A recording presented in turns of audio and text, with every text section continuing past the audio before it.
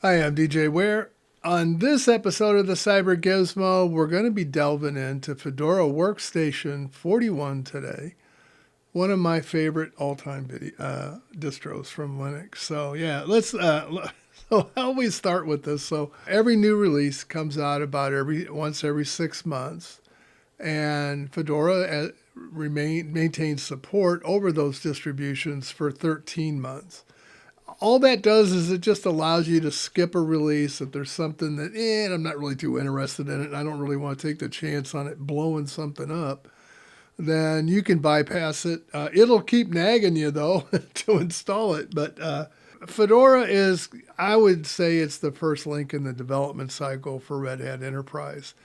This is the place where the Red Hat team and the Fedora team start putting in things that they want to check out and see if, is this something we might want to include in Red Hat or not? But sometimes Fedora has some very innovative designs, and they carry them through on that platform for, forever. What do you need to run this thing? So now this is my take, not their official ones. At a minimum, you need a single CPU with at least 1 gigahertz of frequency, and I don't know where you would find one of those. I mean, that's so old. I would say at least a dual core today. 2 gig of memory, 20 gig of disk space, and 1024 by 768 display. Higher is better, gives you more real estate, as you know, so to do things. Recommended, though, is a 2 gigahertz dual core. I would say, probably closer to 2.5 gigahertz quad core or better. 4 gig of memory, I don't think is going to cut it. I recommend going to 8 if you're running GNOME. If you're running one of the other spins, then you might want to check and see what their requirements are. So this release comes standard with 6.11, and if you have been upgrading your Fedora 40, whatever flavor it is, you'll probably notice that, hey, you're on 6.11 as well. So that's not uncommon. Fedora does roll out new kernels as soon as they test them. Currently, 6.12, the last time I checked, was in release candidate status. I haven't checked it this week, just because I've had other things to do, and so I haven't looked. But the things that 6.11 brings, I'm going to divide this up. So if you have an AMD CPU, there's a performance boost, and that allows control over that performance boost for each core, which is kind of nice. Because not all cores are built equally, so some of them will allow you to increase the frequency and the voltage, and some will not.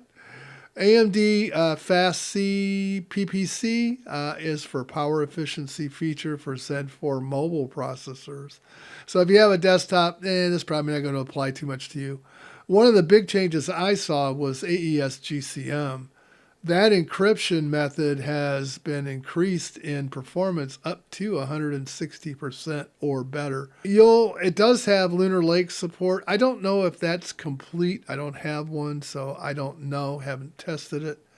I do know that some of the things for Arrow Lake is in this release as well. Also, if you have a Meteor Lake, the NPU is now turned on, and so it's available to you to program. So if you have ARM and RISC-V, I just lump these together because there's not a lot of the changes here. They now support compressed kernel images to boot from, so that will save time in the boot. RISC-V has added support for memory hot plugging.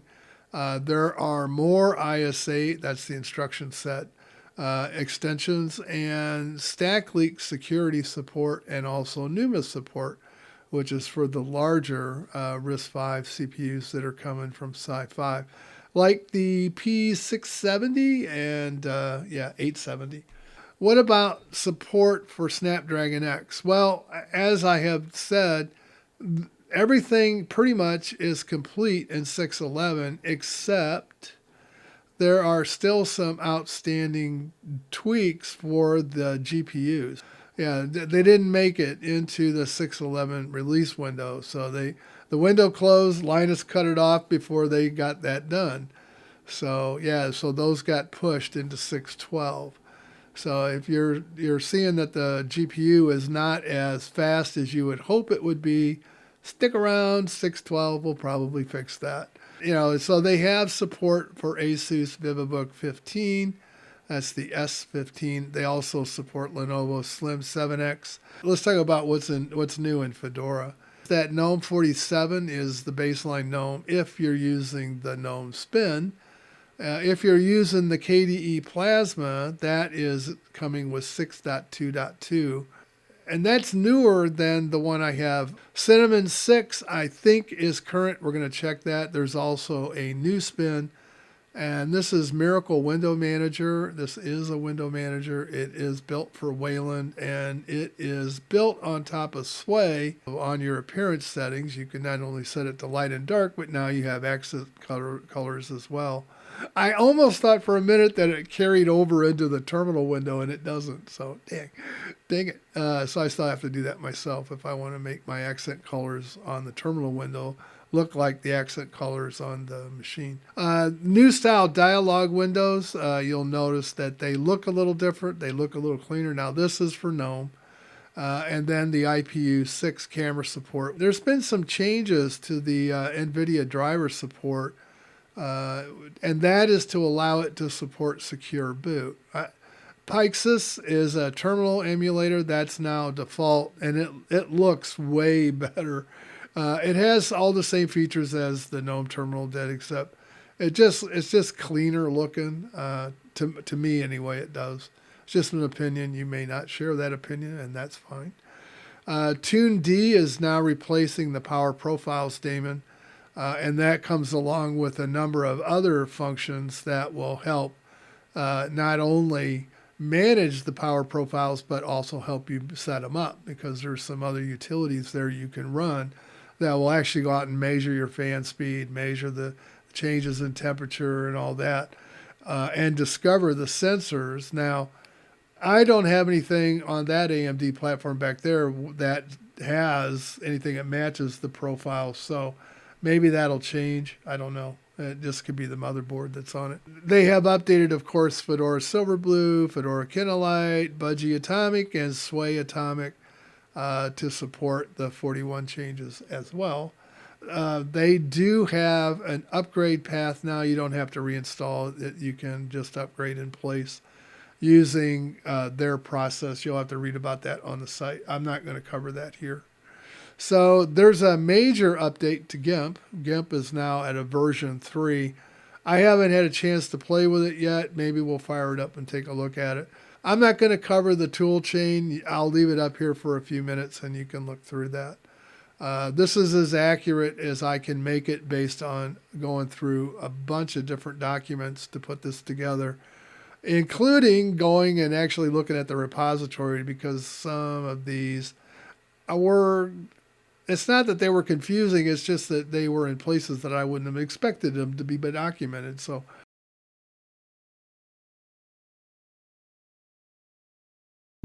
okay, what we're going to do is I have Fedora everything. So this should have most of the things that you can download, if not all of them. So that's what we're going to start with to do our install. It gives us the widest choices of things to install. And you can see this is a lot bigger than the 3-step process of Fedora Workstation.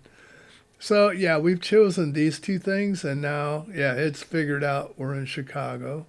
So the installation source is where we define what repositories we're using, and it's on the network. That's fine. I'm just going to let this go from there. And it's in the next one, this next bucket down here, I probably went too fast, is the software selection. What is it you want to install? So you can see, you can customize your operating system. You can go with just a server. You can install Workstation, a cloud server, KDE Plasma workspaces, Plasma Mobile, which is new. It's one of the new spins. XFCE, Posh Desktop. I have no idea what that one is. It looks like it's not ready yet. LXDE, LXQT, Cinnamon, Mate, Sugar, which is for kids. Deepen, Budgie, there's Cosmic, and this is a this will be a release candidate soon if it's not already. Yeah, it's. I think they just did their second or third alpha. So yeah, Fedora is definitely getting involved with supporting Cosmic on their platforms as well. So there's a development and creative workstation, a basic desktop, an i3. There's Miracle. There's Sway. And then over here, you have some things that are going to change depending upon what you pick on the left side. These are options. So even if I pick, can I do? Yeah, I can go ahead and choose Cosmic Desktop for this, along with the supplementary applications that go with it. We're not going to. Well, let's see. Yeah, why don't we do that? Let's just. Why not? Let's pick both of those. This will be interesting to see whether or not this actually will fly. Let's see. Is there anything else I want from over here? I don't think so.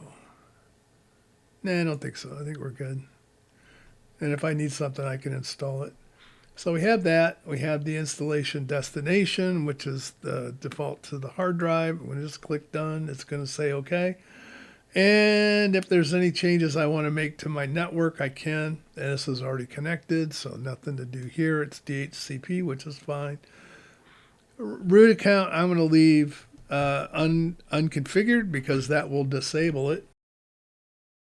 Just remember, it doesn't disable your sudo, but it does disable it from logging in. I think we're done here, and we should be ready to go. So let's go ahead and let's install this Frankenstein. 10 till. So we'll see how it does. I'll be right back.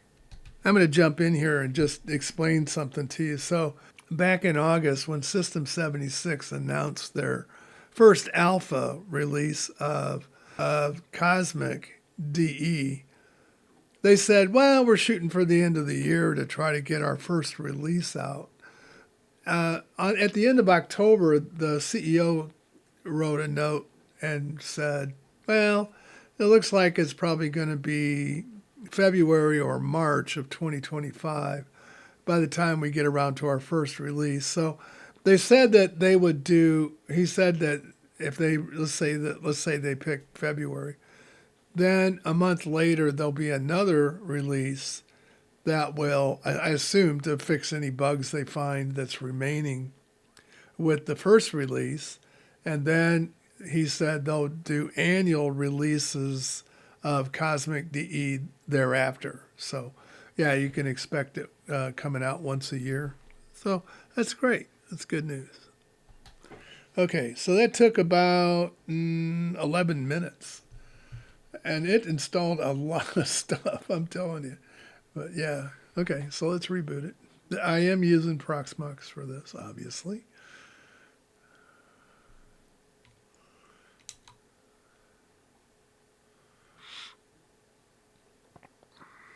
Let's see if we get Cosmic as a choice. This will be interesting. Oh, yeah, that looks like Cosmic. Oh, wow, that is Cosmic. Now, this is obviously not something you would want. You would want to use this as a daily driver. But it's always fun to play with new stuff, right? Let me just make sure I'm up to date here. And then I'll reboot and we'll start checking how much memory it's taken. I saw this when we came up, so it's 611.5. See how much disk it's taking. This is ButterFS, obviously, and it's taking 4.5 gig of disk. I don't know what's installed on here yet, but I don't think HTOP is. Nope.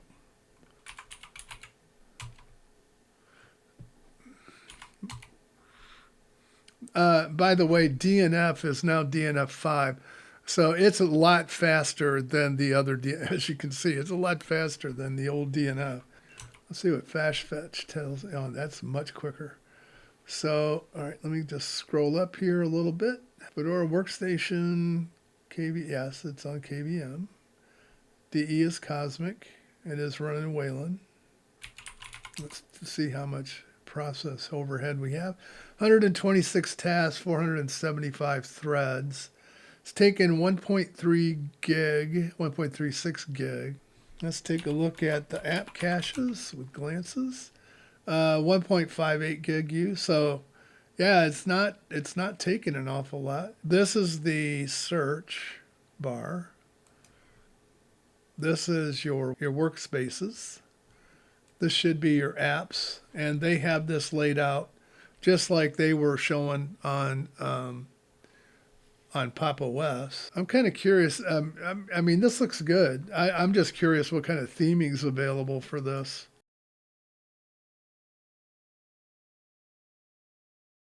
Okay, so you can see the Snapdragon. Then this is on WSL, so this isn't native, and you can see that it is. Yeah, it's fast. Yeah, this is Debian 12 on WSL2. So this is running on Windows 11. This is my native. This is the machine I just put together not too long ago. This is a 7700X. This is a Psi. This is Fedora 40. I don't have an upgrade yet for Fedora 41. This is the Meteor Lake, and this is Fedora 41. And both of these are ButterFS file systems. So, okay. And then, now we start looking at MIBI-bytes. Now, remember, I've said this a lot of times, that if you do good here, generally you don't do good here. So you'll notice the Snapdragon falls all the way to the bottom. And that's just because of this is more. So they're two different measurements. It is not the same as megabytes per second. These are different tests. So this is basically your IOPS test, if you prefer that.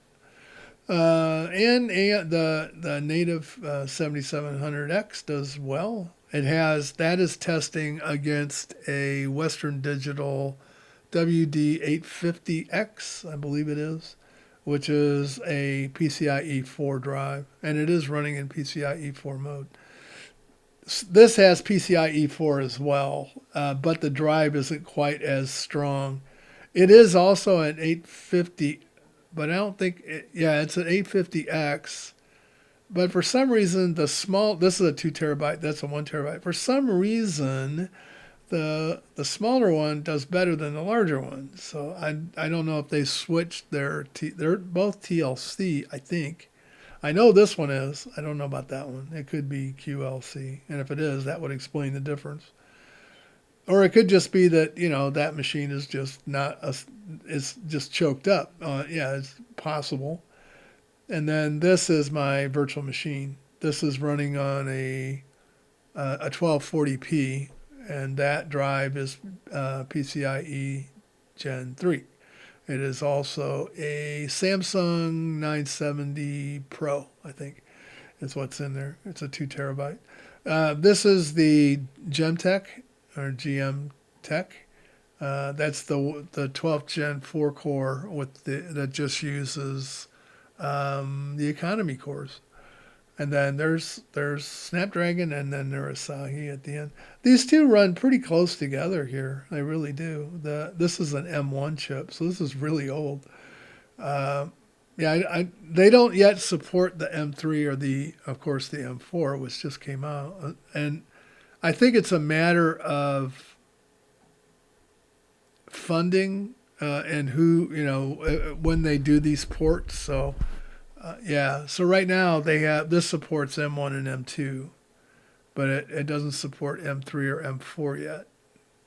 It's not that you can't get it. I don't know if you can get it to work or not, but they just don't support it.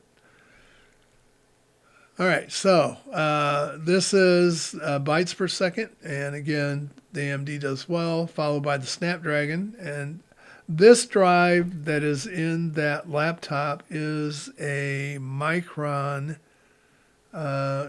QLC controller, and it's the Crucial Micron version. It is an OEM drive. It's designed for battery life and not necessarily performance. So that's why this is so suspect, because this drive is not as performant. And when we get into, and we'll rip this apart with IO Zone, because IO Zone, you can bypass the cache. And when we do that, yeah, there's a different story that appears. All right, so yeah, and then we have the Meteor Lake, and then Asai, then Jet, this is also an NVMe, but it's a PCIe 3, and it's one of those 42. It's one of those short ones. So yeah, I don't. It's probably QLC. I'm guessing it's cheap. It's not very expensive. And then that's the virtual machine. So all right, so let's look at the BOGO ops. This is CPU, and the AMD does really well here, followed by the Meteor Lake, which, this is 16 threads, 8 cores. So, yeah, 8 cores. And this one is 22 cores. It has, and still has threads turned on as well. Snapdragon does really well up against the Meteor Lake. That is really close. That's not too far away from each other. So yeah, if you're wondering, consider this. How many desktop ARM machines were there, and all of a sudden, bang! Now we have one. And this is Linux running, and yeah, this is performance mode. That's running in performance mode. That's running in performance mode. That's running in performance mode. So these are all pushing hard. This one is not. It's running in balanced. And so is that one. Because this is kind of pointless to run in performance mode since it's running at the top speed of the CPU already. Okay, so geometric of all the tests, AMD is crushing it, followed by the Snapdragon, because these are still out of order. So followed by the Snapdragon, and then the Meteor Lake, and then Asai, and then the virtual machine. So yeah, just remember that this is Ubuntu. This is not Fedora. That's why it says UBI. That is Ubuntu's 2410. This is Debian 12. And so it's a good showing for itself. It really is. The CPU massive tests, they're in a deathlock. They're definitely right next to each other. And then you have the Meteor Lake following along behind. This is a geometric mean of all the common kernel benchmark tests. And again, the Snapdragon is very quick here. So this is testing all of the different functions of the kernel. This is the stress NG test, more or less. So yeah, it's doing really, really well. I'm kind of amazed. Now this again is WSL2. So, and then over here we have memory tests. Now these two have almost identical memory. This one's a little slower, and so is that one. So these are the same. This memory is the same. So there's definitely a little bit of difference on how that memory is being managed. CPU server tests, again, this is doing really well. And the single-threaded AMD comes out on top on this one, followed by Intel. And then the virtual machine and Snapdragon is clear down here at the bottom. So all in all, the AMD with Ubuntu is taking the majority of the first place finishes. So this doesn't mean that it placed first overall. This means that out of the 57 or 58 tests, 27 times the AMD published the fastest result.